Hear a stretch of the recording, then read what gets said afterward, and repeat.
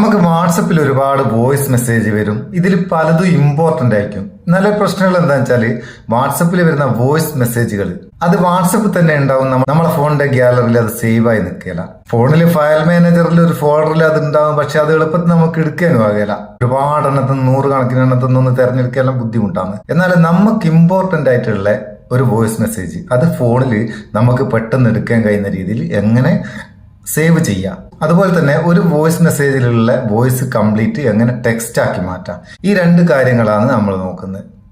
ഒന്നാമത് നമുക്ക് voice save ചെയ്യുന്നത് നോക്കാം. അതിന് ഞാൻ വാട്സപ്പ് തുറന്നിട്ട് ഒരു ചാറ്റ് എടുക്കാന്ന്. ഒരു ചാറ്റിൽ വന്ന ഒരു വോയിസ് മെസ്സേജ് ഇതൊന്ന് ലോങ് പ്രസ് ചെയ്യാം. ലോങ് പ്രസ് ചെയ്തിട്ട് മേലെ 3 കുത്ത് കാണാം. ആ കുത്തിലൊരു കുത്ത് കൊടുക്കുക. ഇവിടെ ഷെയർ ചെയ്യുന്ന ഒരു ഫോർവേഡ് ബട്ടൺ ഉണ്ട്, അത് വേണ്ട. ഈ 3 കുത്തിൽ ഒരു കുത്ത് കൊടുത്താൽ ഇവിടെ ഷെയർ എന്നുള്ള ഒരു എഴുത്ത് കാണും. അതിൽ ക്ലിക്ക് ചെയ്യുക. ക്ലിക്ക് ചെയ്തിട്ട് താഴെ ഭാഗത്തേക്ക് പോയാൽ നിങ്ങളെ ഫോണിലെ ഫയൽ മാനേജർ അതിൽ കാണും. ഇതിൽ ഗൂഗിളിന്റെ ഫയൽസ് ബൈ ഗൂഗിൾ ഉള്ളത്. നിങ്ങളെ ഫോണിൽ ഡീഫാൾട്ട് ആയിട്ടുള്ള ഫയൽ മാനേജർ ഏതാണോ അത് സെലക്ട് ചെയ്യുക. ഞാനിപ്പോൾ ഈ files by Google files select ചെയ്താൽ അത് അവിടെ സേവ് ആയി കഴിഞ്ഞാൽ ഫയൽ മാനേജറിൽ ഡൗൺലോഡ്സ് എന്നുള്ള ഭാഗത്ത് അതുണ്ടാവും. അതെങ്ങനെ നമുക്ക് എളുപ്പം എടുക്കുക? അത് എടുക്കാന് നമ്മളെ ഫയൽ മാനേജർ ഓപ്പൺ ചെയ്താൽ ഡൗൺലോഡ്സ് എന്നുള്ള ഭാഗത്ത് അതുണ്ടാവും. ഡൗൺലോഡ്സ് എന്നുള്ള ഭാഗത്ത് ജസ്റ്റ് നൗ ഞാൻ ഇപ്പം സേവ് ചെയ്ത് ആ വോയിസ് മെസ്സേജ് അവിടെ സേവ് ആയി നിൽക്കുന്നുണ്ട്. ഇനി ഇത് പെട്ടെന്ന് നമുക്ക് അറിയണമെങ്കിൽ ഇവിടെ 3 കുത്തുണ്ട്, അത് ക്ലിക്ക് ചെയ്തിട്ട് ഇവിടെ റീനെയിം എന്നുള്ള ഒരു ഓപ്ഷൻ ഉണ്ട്. ഈ റീനെയിമിൽ നമുക്ക് എളുപ്പം തിരിച്ചറിയാൻ കഴിയുന്ന എന്താണോ അത് എഴുതി കൊടുക്കുക. ഇത് ഏത് നേരം ശ്രദ്ധിക്കേണ്ടി എന്താ വെച്ചാൽ ഫസ്റ്റ് ഭാഗത്ത് എഴുതി കൊടുക്കുക. ഫസ്റ്റ് ഭാഗത്ത് എന്താണോ പേര് അത് എഴുതി കൊടുക്കുക. എന്നിട്ട് സേവ് കൊടുക്കുക.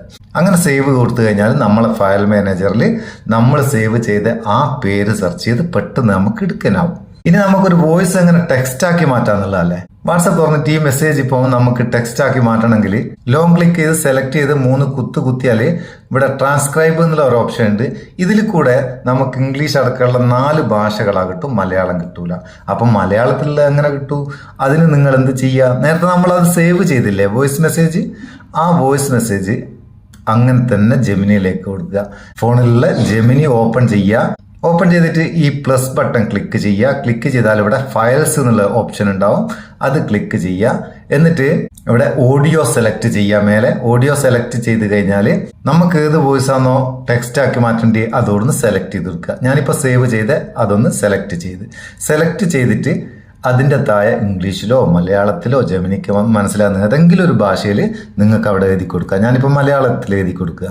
ഈ വോയിസ് ഒന്ന് ടെക്സ്റ്റ് ആക്കി മാറ്റണം, സെൻഡ് ചെയ്തു. ആ വോയിസിലുള്ളത് കംപ്ലീറ്റ് നമുക്ക് ടെക്സ്റ്റ് ആക്കി ഇവിടെ കിട്ടും. അത് നമുക്ക് ഇവിടുന്ന് ആവശ്യമുള്ള ഭാഗം കോപ്പി ചെയ്ത് എടുക്കുകയും ചെയ്യാം. സംഭവം അടിപൊളിയല്ലേ? അപ്പൊ വാട്സപ്പിലെ വോയിസ് ആയിട്ട് ബന്ധപ്പെട്ട ഈ കാര്യങ്ങൾ നിങ്ങൾക്ക് അറിയാനുണ്ടെങ്കിൽ അറിയാത്ത നിങ്ങളെ ചങ്ങായിമാരുണ്ടാവും, അവർക്കൊന്ന് ഷെയർ ചെയ്തോട്ടെ കേട്ടോ. നമ്മളെ ഫോളോ ചെയ്തിട്ടൊന്ന് ലൈക്ക് ചെയ്താൽ നമുക്കതൊരു ബൂസ്റ്റാണ്. നമുക്ക് അടുത്ത വീഡിയോയിൽ നല്ല സെഗ്മെന്റ് കാണാം. നിങ്ങളെ സ്വന്തം മുത്തൂസ് മെപ്പയ്യോ. Thank you so much.